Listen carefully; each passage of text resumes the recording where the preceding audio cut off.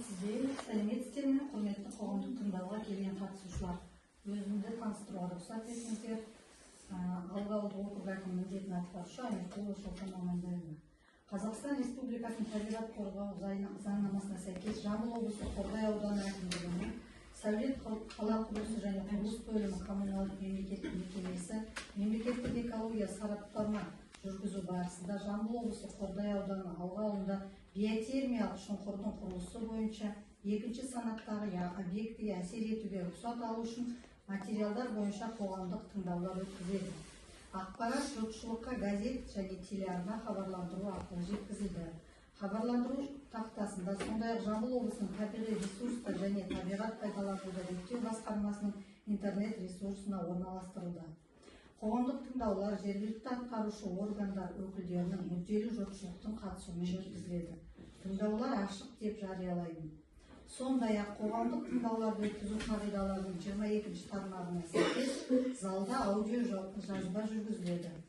Қоғамдық тыңдауларды өткізу кезінде мүдделі мемлекеттік органдар мен жұртшылықтың ескертулері мен ұсыныстары нақты тұжырымдалмаған және ескертулер мен ұсыныстардың мәнін көрсетпейтін немесе қоғамдық тыңдаулардың мәніне анық қатысы жоқ, тыңдаулардың барлық қатысушыларының жай көпшілік даусымен дауыс беру нәтижелері бойынша ескерілмейді. Тыңдау барысында және чатта балағат сөздер айтуға, қорлауға жол берілмейді. Қоғамдық тыңдаулар өткізу үшін төраға мен хатшыны сайлау қажет. Төраға ретінде өзім ұсынамын, Амирқұлова Шолпан, ал әзірлеуші өкілінің хатшысы Касымова Махаббат ұсынамын.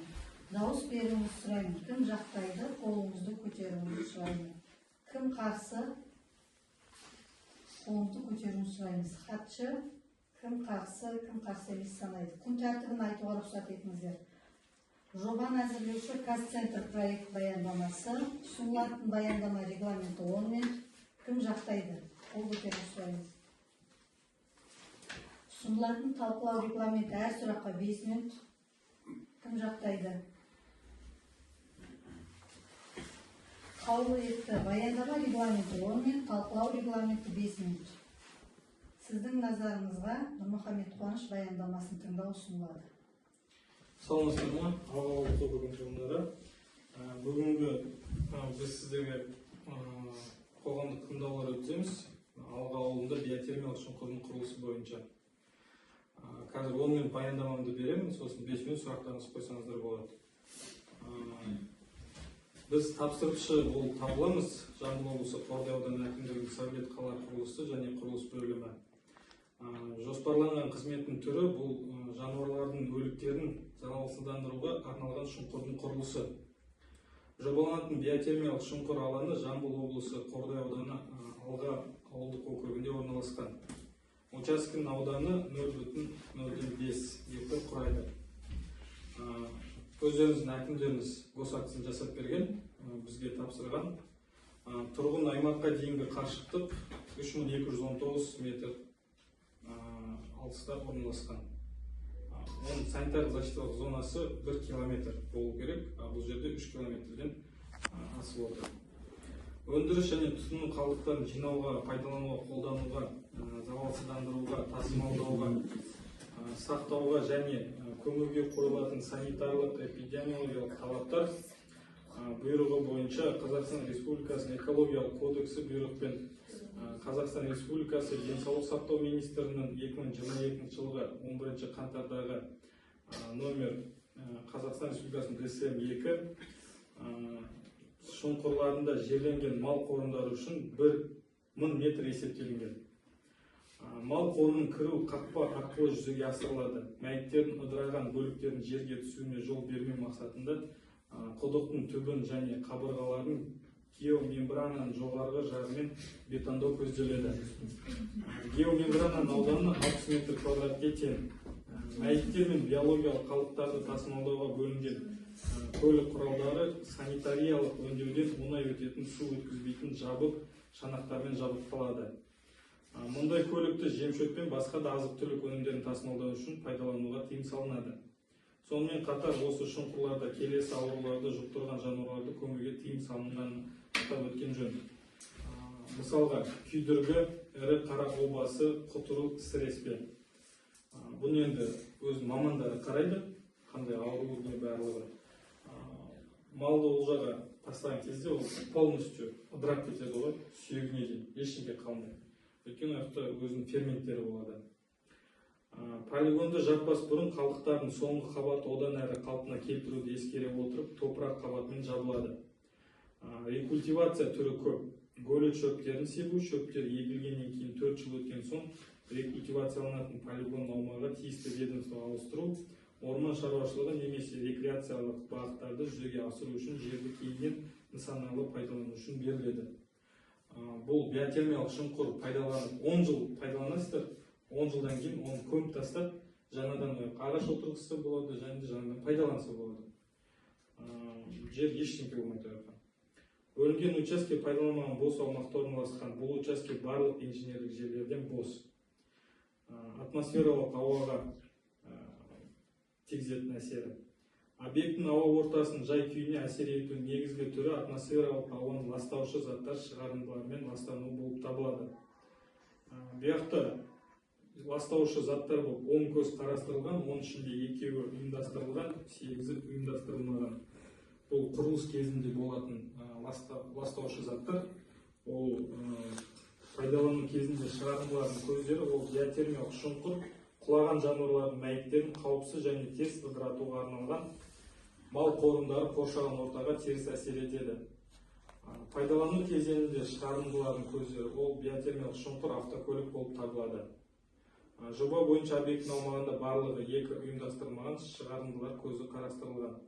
Жалпы пайдалану кезеңінде шығарындылардың жалпы массасы барлығы 0,0 гектар секунд немесе 0,04 тонна жыл. Ол өте аз. Жер асты және жер үсті сулары. Жобаланатын объекттің жанында жер үсті су ресурстары жоқ. Объект су қорғау аймағына кірмейді. Ең жақын жер үсті су объектісі ол Шу өзені оңтүстік жағынан 2 километрден астам қашықтықта ағып өтеді. Жер асты сулары 10 метр тереңдікке дейінгі жер асты сулары табылған жоқ. Сосын өсімдіктер мен жануарлар әлемі. Жасыл желектерді бұзу, мәжбүрлеп көшіру күтілмейді. Құрылыс кезеңінде өсімдіктер мен жануарлар әлеміне әсер ету қысқа мерзімді және жергілікті болып табылады. Және құрылыс техникасының шуымен және жер жамылғысына механикалық әсермен байланысты. Қызыл кітапқа енген жануарлар мен құстар жоқ, көбею және ұя салу орындары да жоқ. Құрылыс кезеңінде қоршаған ортаның компоненттеріне әсер ету уақытша болып табылады. Және қайтымсыз табиғи процестер мен құбылыстардың пайда болуы мен дамуына әкелмейді. Талаптар сақталған жағдайда елді мекендер шекарасында қауіпті фактілер бойынша нормативтік көрсеткіштерден асып кетуі күтілмейді. Мен доклад бойынша сұрақтарыңыз болса, қойсаңыздар болады. Баяндама бойынша. Böyle tek kamusu alga olmalı mı hocam? Sana başka rakı takip çıkmasın mı? Yok, tek kamu alga olmalı. Alga olmalı. Biz 7 жоба жасадық. Қордайдың өзінде. Әрбір ауылда өзінің скатомобильнигі бар ғой. Алған тек қана өзінің тұрғындары әкеп тастайды ғой сол жаққа. Егер ауылдан 3 километр ол жер әкім өзі көрсетті. Фермана жер, иә.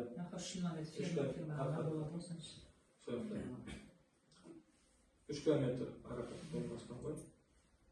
Жақсы енді сұрағым жоқ.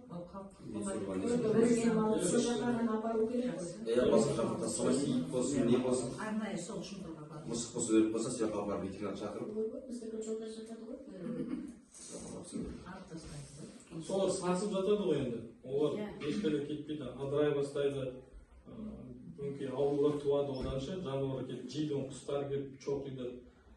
Мынаяқта апарып тастайды, болды, полностью бұрап кетеді ғой. Енді ауылға ең керекті нәрсе ғой.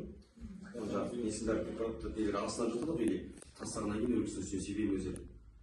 Ол астына жатады. Астына жатады, оған тастағаннан кейін өзі ыдыратады ғой. Оның өзінің обслуживающий сол, обслуживать болады ғой.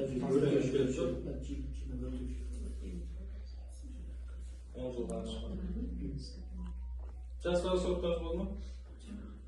Дұрыс нәрсе, бәрі қатысы шығышы. Жақсы, рахмет.